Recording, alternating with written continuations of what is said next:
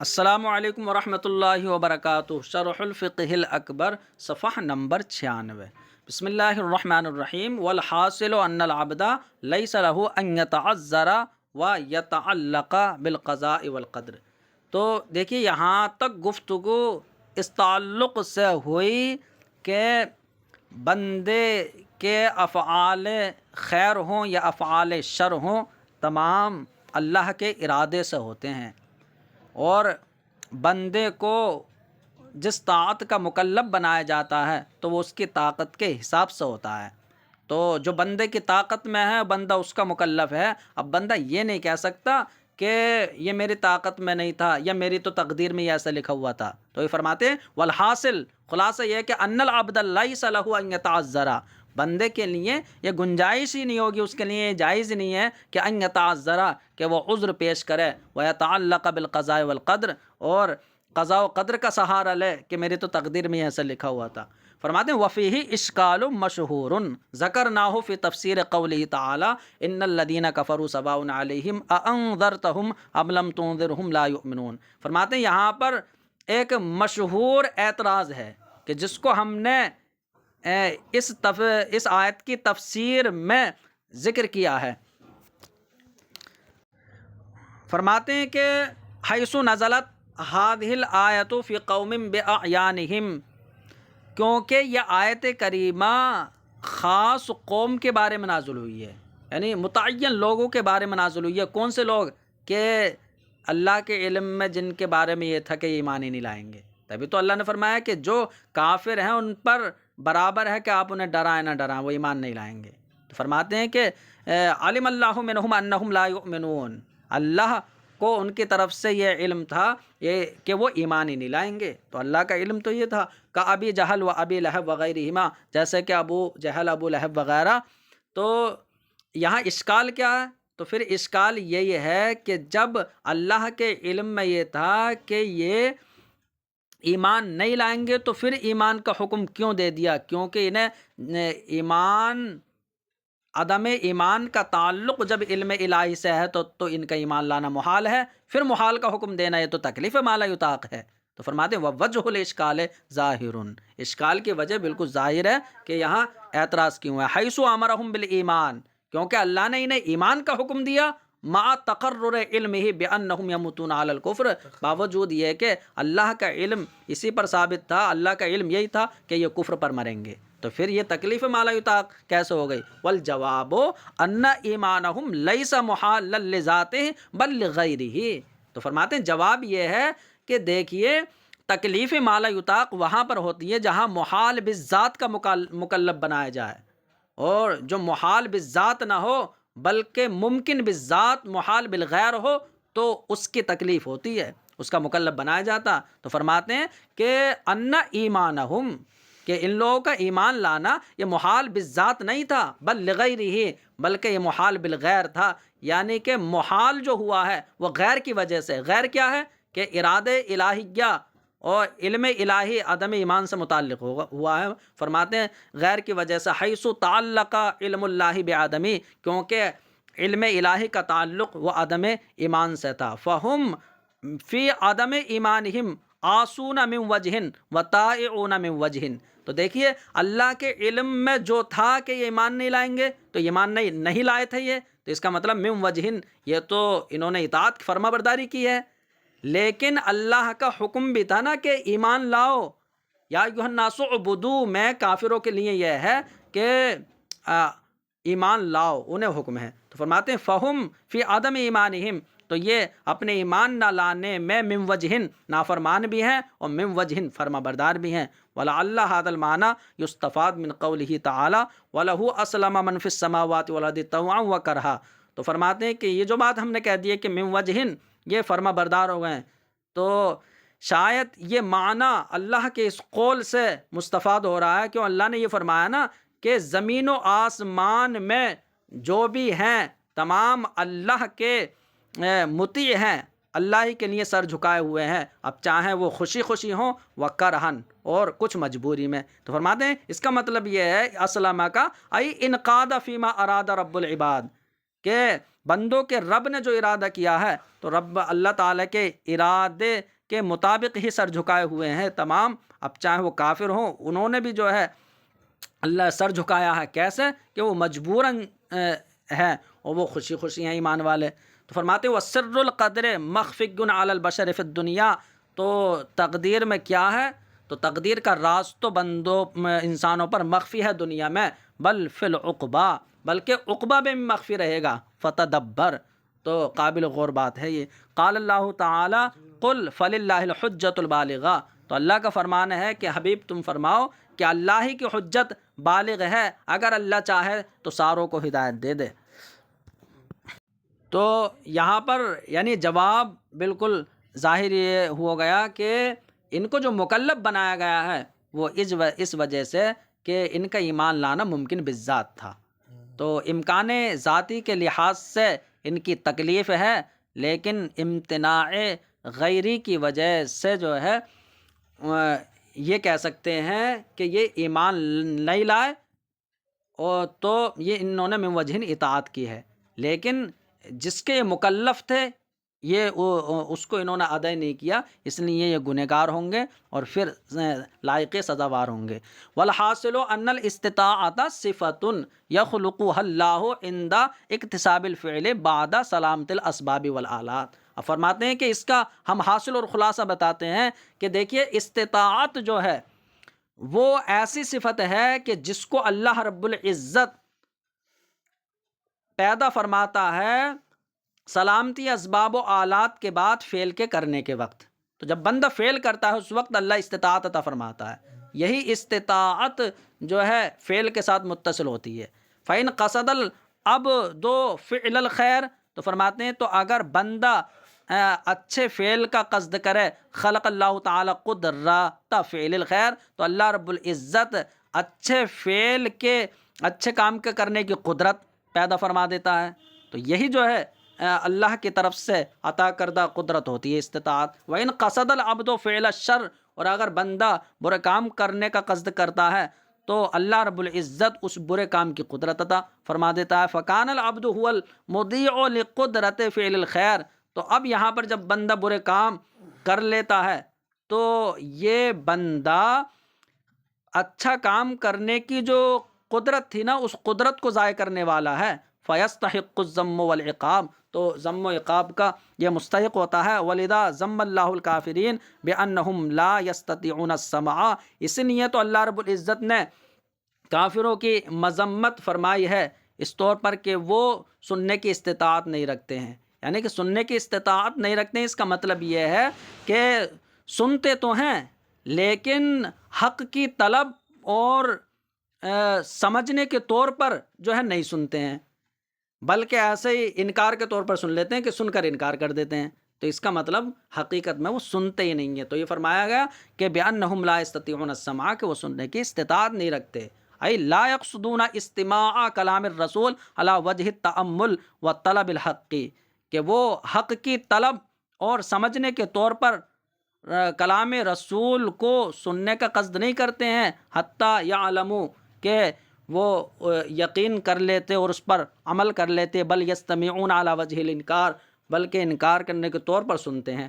وقد یقع لفظ الاستطاعت علی سلامت الاسباب والآلات والجوارح. تو فرماتے ہیں یہاں تو استطاعت اس قدرت پر بولا جا رہا ہے کہ جو بندے کو فعل کرنے کے وقت ملتی ہے، لیکن وہ استطاعت جو سلامتی اسباب و آلات ہے اسے بھی استطاعت کہا جاتا ہے. فرماتے ہیں کبھی استطاعت کا لفظ سلامتی اسباب و آلات تو جوارح پر بھی بولا جاتا ہے، جیسا کہ اللہ کے اس قول میں ہے کہ من استطاع الیہ سبیلا. تو اللہ کا فرمان ہے وَلِلَّهِ عَلَى النَّاسِ حِجُّ الْبَيْتِ، اور اللہ کے لیے ہے لوگوں پر حج کرنا، بیت اللہ کا حج کرنا. اور کون؟ من استطاع الیہ سبیلا، کہ جو وہاں تک جانے کی استطاعت رکھے. تو یہ استطاعت کا مطلب ہے سلامتی اسباب و آلات. تو فرماتے ہیں وصحۃ التکلیف تعتمد علی هذه الاستطاعت التي هي سلامت الاسباب والآلات. تو تکلیف کی صحت کا مدار وہ اسی استطاعت پر ہے کہ جو سلامتی اسباب و آلات کے معنی میں ہے. لل استطاعتی بالمعنی الاول. تو فرماتے ہیں کہ تکلیف کہ صحت کا مدار اس استطاعت پر نہیں ہے کہ جو استطاعت پہلے معنی میں ہے کہ جو فعل کے ساتھ متصل ہوتی ہے. فتعمل، تو صحیح طریقے سے غور کر لو. مع ان القدرت صالحۃ للضدین، فرماتے ہیں کہ ساتھ ساتھ قدرت جو ہے وہ دونوں ضد کی صلاحیت رکھتی ہے. کہ یہ جو قدرت ہے نا کہ بندے کے سلامتی اسباب و آلات ہے، اب چاہے اس قدرت کو جو ہے وہ ایمان میں صرف کر دے یا کفر کرنے میں صرف کر دے، اب جس کی طرف پھیر دے گا اللہ اسی کی قدرت بعد میں دے دے گا جو فعل سے متصل ہوگی. فرماتے ہیں ساتھ ساتھ یہ قدرت دونوں ضد کی صلاحیت رکھتی ہے. امام اعظم کے نزدیک حتیٰ ان القدرت المصروفۃ الی الکفر ہی بعینھا القدرت التی تصرف الی الایمان، تو فرماتے ہیں کہ یہاں تک کہ وہ قدرت کے جس کو کفر کی طرف پھیر دیا گیا ہے، یہ بعین ہی وہی قدرت ہوگی کہ جس کو ایمان کی طرف پھیرا جا سکتا تھا. لا اختلاف الا فی التعلق، تو فرماتے ہیں یہاں کوئی اختلاف نہیں ہے، اختلاف ہے تو صرف تعلق میں ہوا ہے کہ اس قدرت کا تعلق کبھی کفر سے ہے کبھی ایمان سے ہے. تو اس قدرت میں تو کوئی اختلاف نہیں ہے، بلکہ اختلاف تعلق میں ہے، اور تعلق میں اختلاف یہ قدرت میں اختلاف تھوڑی کر دے گا. فرماتے ہیں لا یوجب الاختلاف فی نفس القدرت، اور تعلق میں اختلاف یہ نفس قدرت میں اختلاف کو واجب نہیں کرے گا. فالکافر قادر علی الایمان المکلف به، تو فرماتے ہیں کافر یہ ایمان پر قادر بھی ہے اور اس کا مکلف بھی ہے. تو فرماتے ہیں الا انہ صرف قدرتہ الی الکفر، لیکن اس نے اپنی قدرت کو کفر کی طرف پھیر دیا ہے. وزیع باختیارہ صرفہا الی الایمان، اور ایمان کی طرف پھیرنے کی جو قدرت تھی تو اس نے اپنے اختیار سے ضائع کر دیا ہے. فاستحق الذم والعقاب من هذا الباب، تو اس لحاظ سے یہ ذم و عقاب کا مستحق ہوتا ہے. واما ما یمتنع بالغیر، فرماتے ہیں رہی وہ صورت کے جو محال بالغیر ہو، تو جو محال بالغیر ہو تو وہ کس بنیاد پر محال بالغیر ہے؟ کہ اللہ نے اس کے خلاف کا ارادہ فرمایا ہے کہ علم الہی خلاف سے متعلق ہے. تو فرماتے ہیں کہ اس کی تکلیف تو واقع ہوگی کہ بندہ اس کا مکلف ہوگا. کیوں؟ کیونکہ یہاں پر مکلف کو دیکھنا ہے نا، نہ کہ اسے دیکھنا ہے کہ اللہ نے خلاف کا ارادہ فرمایا. وہ فرماتے ہیں وَأَمَّا مَا يَمْتَنِعُ بِالْغَيْرِ، رہی وہ صورتیں کہ جو محال بالغیر اس بنیاد پر ہوتی ہیں کہ ان اللہ تعالی علم خلافہ، کہ اللہ تعالیٰ کا علم اس کے خلاف سے متعلق ہے، کہ اللہ نے ارادہ اس کے خلاف کا کیا ہے. کہ ایمان الکافر و طاعت العاصی، جیسے کہ کافر کا ایمان لانا اور عاصی کا فرما بردار ہونا، فرما برداری کرنا. فلا نزاع فی وقوع التکلیف بھی، تو یہ جو ممتنع بالغیر ہے تو اس کی تکلیف واقع ہونے میں کوئی نزاع نہیں ہے کہ اس کی تکلیف تو واقع ہے، بندہ اس کا مکلف ہے. لکونہ مقدور المکلف بالنظر الی نفسہ، تو فرماتے ہیں کیونکہ یہ چیز کہ کافر ایمان لائے اور عاصی طاعت کرے، تو یہ چیز جو ہے مکلف کی قدرت میں ہے، خود مکلف کی طرف نظر کرتے ہوئے. فلیست تکلیف بھی تکلیفا بما لیس فی وسع البشر نظرا الی ذاتہ، تو فرماتے ہیں ان چیزوں کی تکلیف، ان کا مکلف بنانا ایسی چیز کا مکلف بنانا نہیں ہے کہ جو انسان کی طاقت میں نہ ہو، خود اس کی ذات کی طرف نظر کرتے ہوئے. ومن قال انہ تکلیف بما لیس فی الوسع، تو فرماتے ہیں کہ جن لوگوں نے یہ کہہ دیا ہے کہ محال بالغیر کا مکلف بنانا ایسے چیز کا مکلف بنانا ہے جو وسعت انسانیہ میں نہیں ہے، تو فرماتے فقد نظر الی ما عرض له من تعلق علمہ تعالی و ارادتہ سبحانہ بخلافہ، تو انہوں نے اس بات کی طرف نظر کر لی ہے کہ جو اس کو اللہ کے علم اور اس کے ارادے کا تعلق جو خلاف سے عارض ہو گیا، یعنی تو اللہ رب العزت نے جو خلاف کا ارادہ فرمایا ہے یا اس کا علم جو خلاف سے متعلق ہوا ہے، تو اس عارضے کی طرف اس نے نظر کی ہے. اگر وہ صرف اس انسان کو دیکھتا کہ وہ انسان ہے، خود اس کی ذات کی طرف نظر کرتے ہوئے تو وہ مکلف ہوگا، تو تب یہ وہ بات نہیں کہتا. تو جس نے یہ کہا ہے تو اس نے اس بات کو دیکھ لیا ہے. وبالجملۃ حاصل کلام یہ ہے کہ لو لم یکلف العبد به لم یکن تارک المامور عاصیہ، کہ اگر بندہ اس کا مکلف نہ ہوتا تو جس کا حکم دیا گیا ہے اس کو چھوڑنے کی وجہ سے وہ گنہگار نہ ہوتا، حالانکہ بندہ گنہگار ہوگا چھوڑنے والا. فلذا عد مثل ایمان الکافر و طاعت الفاسق من قبیل المحال بناء علی تعلق علمہ و ارادتہ بخلافہ، تو فرماتے ہیں اسی وجہ سے کافر کا ایمان لانا، فاسق کا طاعت کرنا، ان جیسی باتوں کو محال کی قبیل سے شمار کیا جاتا ہے، اس بنیاد پر کہ علم الہی اور ارادہ الہی کا تعلق ان کے خلاف سے ہے۔ تو محال تو ہے لیکن محال بالغیر ہے یہ۔ تو فرماتے ہیں وَهُوَ عِندَنَا مِنْ قَبِيلِ مَا لَا يُطَاقُ بِنَاءً عَلَى صِحَّةِ تَعَلُّقِ الْقُدْرَةِ الْحَادِثَةِ فِي نَفْسِهِ وَإِن لَّمْ يُوجَدْ عَقِيبَةٌ۔ تو فرماتے ہیں کہ یہ حقیقت میں تو تکلیف ما لا یطاق نہیں ہے، لیکن اس اعتبار سے تکلیف ما لا یطاق کہہ سکتے ہیں کہ بندے کے قدرت تو ملی ہے اسے، تو قدرت کا تعلق صحیح بھی ہو جائے گا، لیکن اس کے بعد وہ جو ہے پایا نہیں جائے گا، وہ چیز وجود میں نہیں آئے گی۔ کیوں؟ کیونکہ وجود میں آنے سے معنی موجود ہے، وہ یہ ہے کہ اللہ کا ارادہ اور علم خلاف سے متعلق ہے، تو پھر تو یہ چیز ایسی ہو گئی کہ بندے کی قدرت میں نہیں ہے، تو اسے اعتبار سے کہہ سکتے ہیں۔ تو یہ فرماتے ہیں تو یہ ہمارے نزدیک ما لا یطاق کی قبیل سے اس بنیاد پر ہوگی کہ صحت تعلق القدرت الحادثۃ فی نفسہ، کہ فی نفسی قدرت حادثہ کا تعلق تو صحیح ہے، وَإِن لَّمْ يُوجَدْ عَقِیبَہ، اگرچہ بعد میں وہ چیز وجود میں نہیں آتی ہے کیونکہ معنی موجود ہے۔ تو فرماتے ہیں کہ اس اعتبار سے اسے تکلیف ما لا یطاق کہہ سکتے ہیں، ورنہ تو یہ حقیقت میں بندے کی طرف نظر کرتے ہوئے تکلیف ما لا یطاق نہیں ہے۔ تو ھذا نزاع لفظی عند ارباب التحقیق، تو فرماتے ہیں کہ یہ محققین کے نزدیک صرف نزاع لفظی رہ جائے گا کہ یہ اس اعتبار سے تکلیف ما لا یطاق کہتے ہیں، وہ اس اعتبار سے تکلیف ما لا یطاق کہتے ہیں۔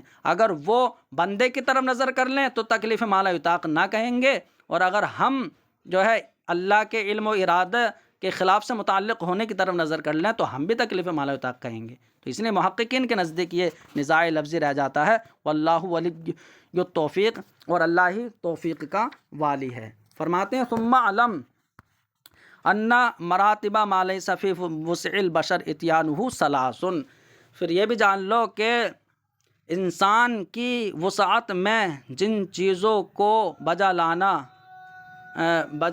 نہیں ہے، یعنی جن چیزوں کو انسان نہیں کر سکتا تو ان کے درجے 3 ہیں۔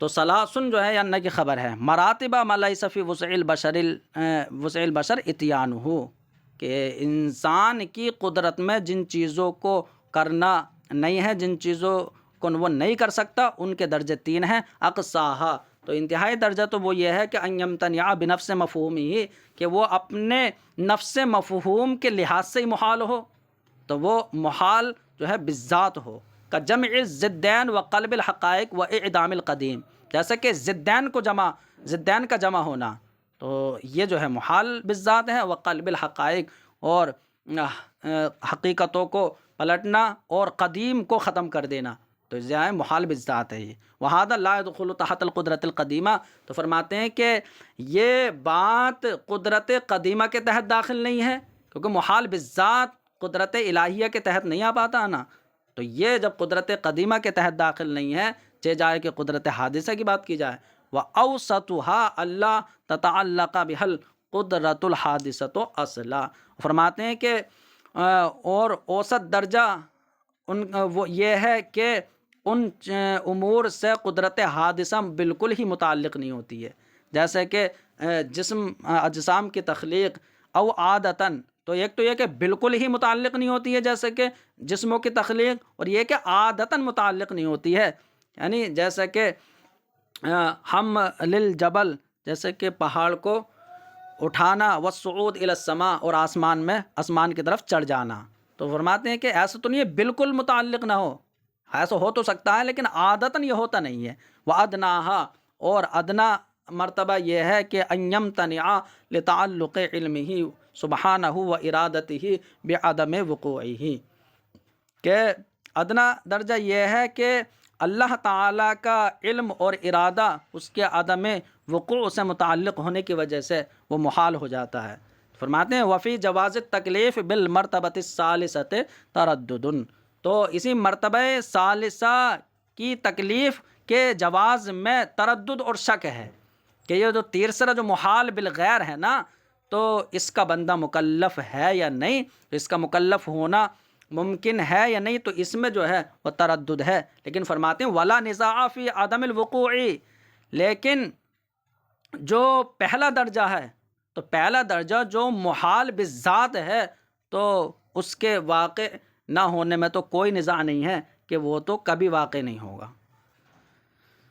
ٹھیک ہے. فرماتے ہیں وا جواز الثانیت مختلف فیہ. اب جو دوسرا درجہ ہے کہ جیسے جسموں کی تخلیق کی قدرت حادثہ متعلق نہیں ہوتی ہے تو یہ اصلاً متعلق نہیں ہوتی ہے یا عادت متعلق نہ ہو، تو فرماتے ہیں اس دوسرے درجے میں تکلیف جائز ہے یا نہیں، بندے کا مکلف ہونا ممکن ہے یا نہیں. تو فرماتے ہیں اس میں تکلیف کا امکان یہ مختلف ہی ہے. بعض نے یہ کہا ہے کہ مکلف اگر اللہ چاہے تو بندے کو بنا دے اور چاہے تو نہ. بعض نے کہا کہ نہیں، بندہ مکلف نہیں بنایا جا سکتا، تو امکان بھی نہیں ہے.